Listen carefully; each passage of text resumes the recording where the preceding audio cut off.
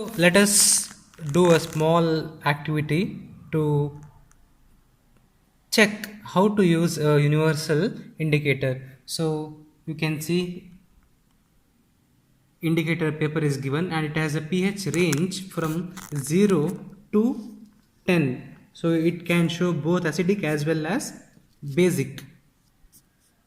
So you can see the color coding also. 0 is dark red, then orange, light orange, yellow. Neutral is green, that is pista green, and on the basic side you can see dark shade of purple, that is blue.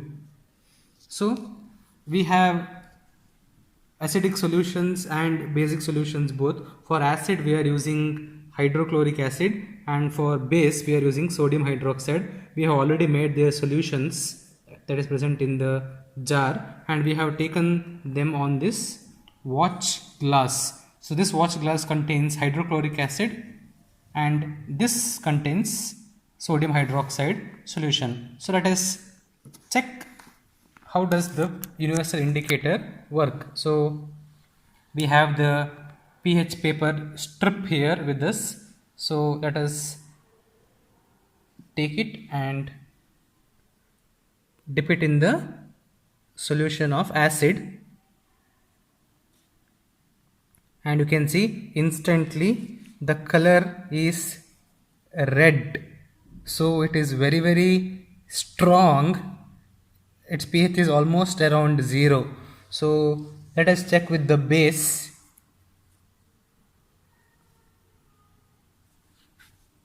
And that is a base whose color is, as you can see, 10. So its pH can be more than 10 also, because this indicator will give you a range of 0 to 10. So we have 0 here and more than 10 here. So that is how a universal indicator works.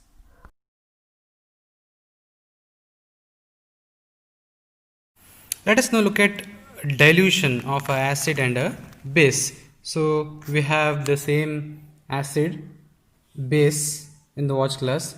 So dilution is nothing but decrease in the concentration of hydrogen ions and hydroxide ions, so by adding water.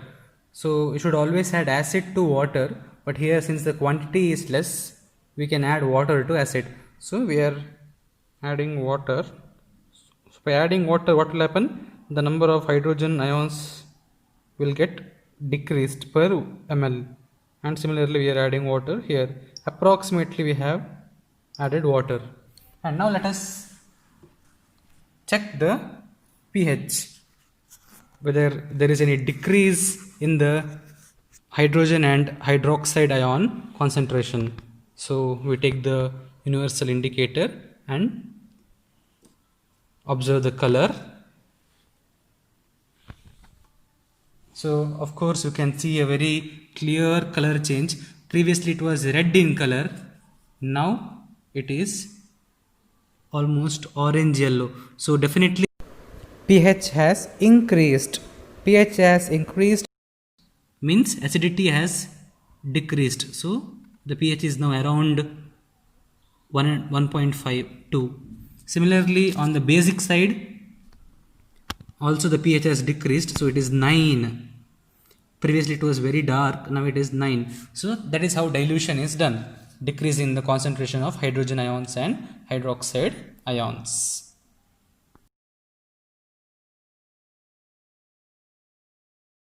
Let us study the reaction between an acid and a metal.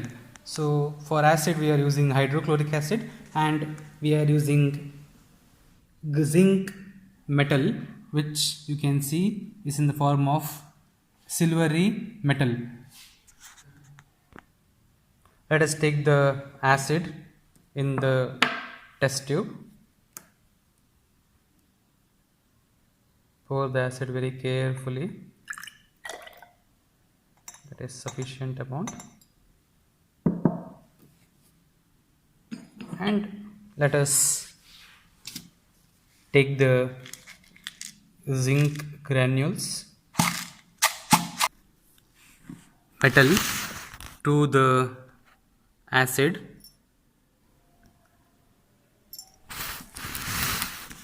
and immediately you can observe that there is evolution of bubbles, rapid evolution of bubbles.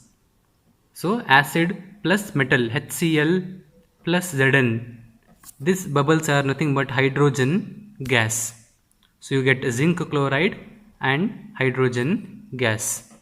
That is the reaction of acid and a metal. Similarly, if you take a base and add the zinc, the only difference is that you will not see such rapid formation of bubbles. You can see bubbles are formed so rapidly. In the case of base, the bubbles will be formed in a very slow manner.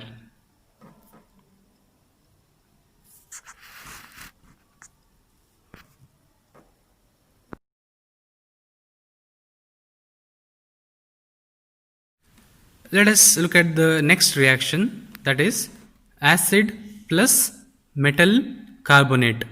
So we are taking hydrochloric acid and the metal carbonate that we are using is sodium carbonate Na2CO3.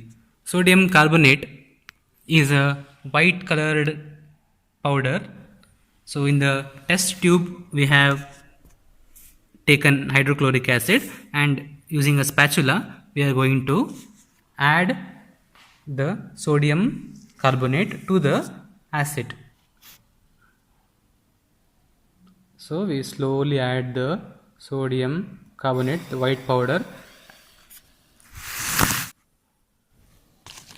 and if you observe carefully, there is brisk effervescence, that is sudden production of carbon dioxide gas is seen in the form of bubbles.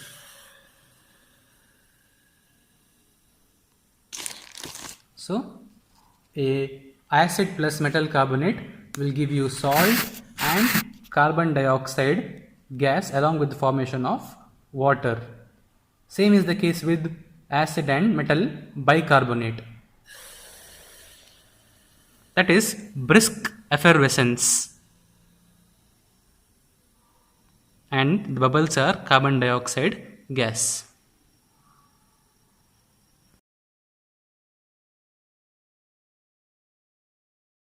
Next reaction is between acid and metal oxides.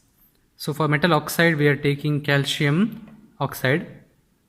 We have already learnt in the theory that metal oxides are basic in nature. So it is in short a reaction between a acid and a base. So acid is hydrochloric acid which is present in the test tube, and we take calcium oxide powder. Calcium oxide powder is a white chalk like powder, as you can see. So using a spatula we take a little amount of calcium oxide and we add it to the test tube, and let us observe what will happen.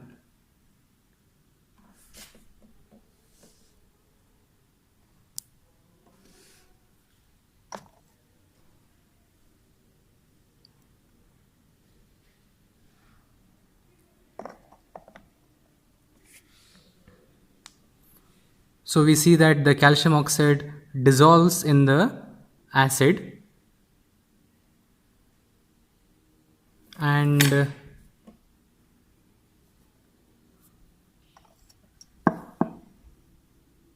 to check whether there is any chemical reaction going, I am touching the surface of the beaker and definitely I can feel that there is heat produced. So production of heat is an evidence for chemical reaction going on. So let us add a little more of calcium oxide.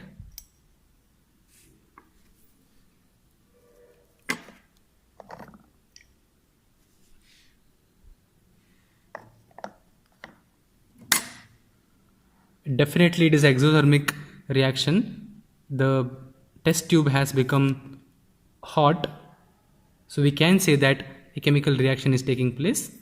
So acid plus metal oxide will give you salt plus water.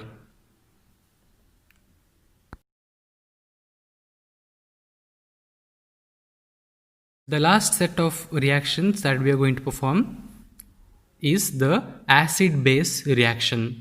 We are going to make an acid and a base react with each other.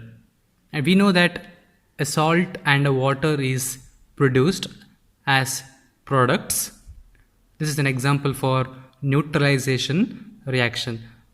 So to track the progress of the reaction, we are going to use a indicator. In this case, we are going to use phenolphthalein solution, which is a basic indicator. So as you can see, its pH range is from 8.3 to 10. So phenolphthalein indicator produces a pink color only in a basic medium. In acidic medium, it will not produce any color. So let us start the reaction. We take hydrochloric acid in the test tube. A small amount is enough.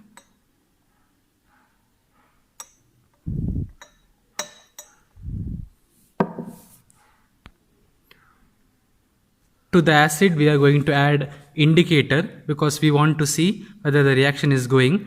If you add 2 drops of phenolphthalein indicator to an acidic solution, there will not be any color change because phenolphthalein works only in basic medium. So we have added 2-3 drops of the indicator. That's it. As you can see, there is no color. Now using a dropper, we start adding the base to the acid. This is what is called as titration, about which you will study more in the higher classes. So we are just tracking whether the reaction is going on or not. So dropper, we add it to the test tube.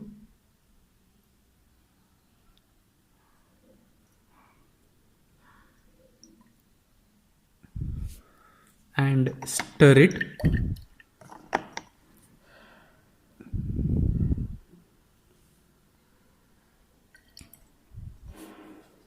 So the acid is quite strong. It is neutralizing all the base. There will come a point where all the acid has neutralized the base, and that point we can see that the test tube will show the indicator color, that is pink. So still the acid is working, neutralization reaction is going on. Stir it.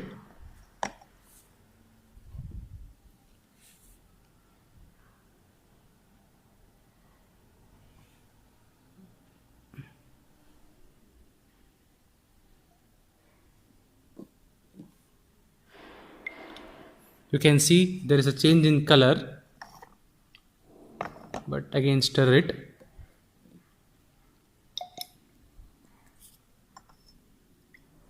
And now you can see there is a pink color, which means that now the medium is basic. So all the acid has neutralized all the base present. Now the medium is basic because phenolphthalein indicator shows pink color. So neutralization reaction is completed and the medium is now basic. If you use the acid once again, so we are using the acid now. So let us add a few drops and check the reaction. So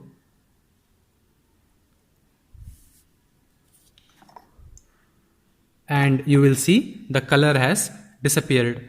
So once again all base is completely used up and it has become colorless again. So now the medium is acidic. That is about acid base reaction, which can be tracked with the help of a phenolphthalein solution.